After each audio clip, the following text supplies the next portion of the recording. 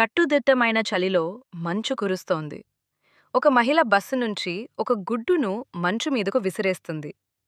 ఆ గుడ్డు దొర్లుతూ చల్లని మంచు మీద జారుతూ వెళ్లి ఒక మనిషి గుడిసె దగ్గరకు చేరుతుంది. అది చూసిన ఆ మనిషికి కోపం వచ్చి గుడ్డును దూరంగా విసిరేస్తాడు. ఆ గుడ్డు మళ్లీ దొర్లుతూ వెళ్లి ఒక ఎలుగుబంటి గుహ దగ్గరకు చేరుతుంది. ఎలుగుబంటి ఆ గుడ్డును చూసి దానిని తన ఛాతీకి చేర్చుకుని వెచ్చదనమిస్తుంది. పగలు రాత్రి తేడా లేకుండా ఆ గుడ్డును ఎంతో ప్రేమతో చూసుకుంటుంది. కాలక్రమేణా చలికాలం ముగిసి మంచు కరుగుతుంది.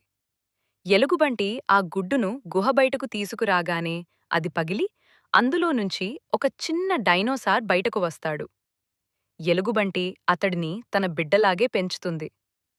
ఒకరోజు ఆ చిన్న డైనోసార్ అడవిలో దారి తప్పిపోతాడు. అప్పుడు ఒక పెద్ద ఆదిమానవుడు అతడిని పట్టుకుని తీసుకెళ్ళిపోతాడు. ఇది చూసి ఎలుగుబంటి బాధతో ఏడుస్తూ ఉంటుంది. చివరికి సబ్స్క్రైబ్ చేసినవారు ఎవ్వరూ లేరు.